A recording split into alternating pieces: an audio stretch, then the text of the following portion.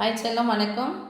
3வது படத்தில் 19வது கணக்கு சாமி வாசிங்க பார்க்கலாம். இப்போ 3 × m + 2 × n - 4 × l பக்க அளவு கொண்ட சதுரத்தின் பரப்பளவு காண்க.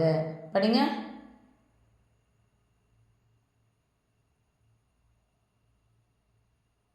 வெரி குட் சாமி.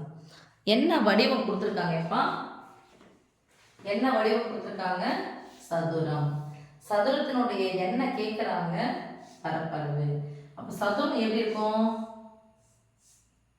ஒரு சதுரத்தின் 4 பக்கங்களும் சமம். அப்போ பரப்பளவு என்னது? Very good. பரப்பி வச்சா பரப்பளவு. எங்க பரப்பி வைக்கணும்? உள்ள. எப்படி பரப்பி வைக்கணும்? சதுரமா பரப்பி வைக்கணும். எப்படி சாமி பரப்பி வைக்கணும்? சதுரமா பரப்பி வைக்கணும். 1 2 3 4 5 1 2 3 4 5 6 போட்டேன். சதுரமா பரப்பி வைக்கணும். அப்ப பரப்பளவு அப்படிங்கிறது என்னன்னா உள்ள நிரப்பி வச்ச இடம். ஓகேவா? இது 2 பரிமாணங்கள், 2 அலகுகள் மட்டும் தான் இருக்கணும். நீளம், இன்னொன்று அகலம். நீளமும் அகலமும் சமமாக இருக்கக்கூடிய செவ்வகத்தின் பெயர் என்ன? சதுரம். ஓகேவா? இப்போ சதுரத்தினுடைய பரப்பளவு சொன்னா சொல்லிக்கிற பரப்பளவு என்னது? அடுத்தடுத்த பக்கங்களை பெருக்கிக்கோங்க. சதுரத்துக்கு வந்தாலும் செவ்வகத்துக்கு வந்தாலும் ஒரே கண்டிஷன் தான் சாமி. அடுத்தடுத்த பக்கங்களை பெருக்கிக்கோங்க. அப்போ இது பக்க அளவு என்ன கொடுத்துருக்காங்க? ஒருவேளை ஏன்னு கொடுத்துருந்தா இது ஒன்றாக தான் இருக்கும். ஏன் சதுரத்தினுடைய பக்க அளவுகள் சமம், 4 பக்கமும் சமமா இருக்கும். அப்ப அடுத்தடுத்த அளவுகளை பெருக்கணும்னு சொன்னா அடுத்தடுத்த பக்க அளவுகளை பெருக்கணும்னா ஏவி பெருக்கணும் என்ன சாமி? a². ஏவி பெருக்குனா a². இப்போ பாருங்க, பக்க அளவு என்ன கொடுத்துட்டாங்க? 3 உறுப்பா கொடுத்துட்டாங்களா? அப்ப அந்த 3 உறுப்பு இன்னொரு முறை போட்டு என்ன பண்ணணும்? பெருக்கணும். அத்தனை முறை அப்படின்னு சொன்னா எத்தனை முறை? 2 முறை. அப்ப 2 முறைன்னு சொன்னா என்ன பண்ணணும் சாமி? the whole square. எழுதலாமா? சதுரத்தின் பரப்பளவு உள்ள எழுதணும். சதுரத்தின் பரப்பளவு ஈக்குவல் டு a² தானே. அப்ப இந்த பக்க அளவு என்னன்னு கொடுத்துருக்காங்க பாருங்கப்பா?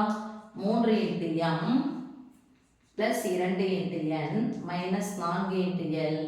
எத்தனை முறை பெருக்கணும்? பரப்பளவுன்னு சொன்னா 2 முறை பெருக்கணும். முறைன்னு சொன்னது அடுக்கு. எத்தனை முறை? 2 முறை. கண்டிப்பா என்ன எழுதணும்? சதுர அலகுகள் எழுதணும். இப்போ எனக்கு ஃபார்முலா தெரியும்ல. இந்த ஸ்கொயர் வந்துச்சுன்னா முதல்ல இதை ஸ்கொயர் பண்ணுங்க. 3m the whole square plus இதை ஸ்கொயர் பண்ணுங்க. 2n the whole square plus போடுங்க. அதுக்கப்புறம் -4 × l the whole square. Okay சாமி? பிளஸ் 2 இன்ட்டு இந்த 2 நம்பரை பெருக்கலாமா? அப்படி போன மாதிரி போட்டுக்கிறீங்களா?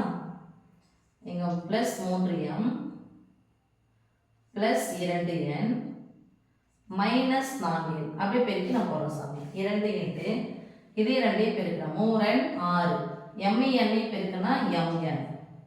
இது 2 பெருக்கிறேன். 4 n 8 ஒத்தப்பட மைனஸ் 4 n 8 n-ஐயும் l-ஐயும் பெருக்கினா l into n into l. இது 2 பெருக்கிறேன். 3 நாள் 12 ஒரு மைனஸ் வந்தா மைனஸ் தான் 12. l-ஐயும் m-ஐயும் பெருக்கினா l இன்ட்டு m. ஓகே சாமி?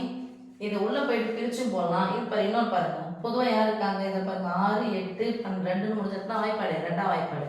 ஸோ 2 வெளியே எடுத்துடலாம். 2 வெளியே எடுத்தால் ஏற்கனவே 2 கூட பெருக்கணும் இல்லையா? அப்போ 2 2 நாள் ஆயிடுச்சு 4.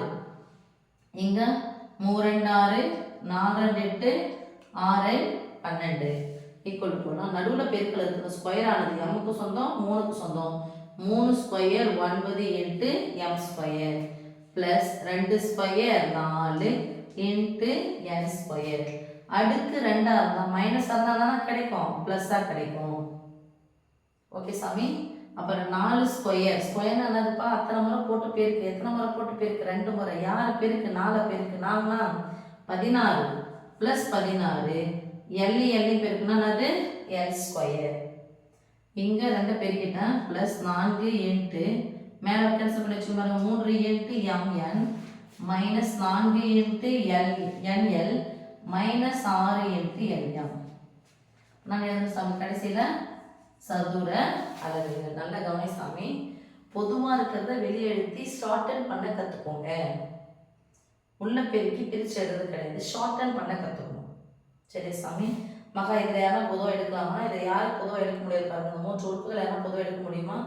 முடியாது. இது ஒரு பகு எண், இது ஒரு பகு எண், இது ஒரு பகு எண். இதுக்கு சம்மந்தம் இருக்குது, ஆனால் இதுக்கு சம்மந்தமே இல்லை. அதனால் என்ன பண்ணணும் சாமி, எது முடிஞ்ச வரைக்கும் எது பொதுவாக இருக்கோ அதை வெளியே இருக்காது. ஓகே சொல்லும். காப்பி பண்ணிக்க சாமி.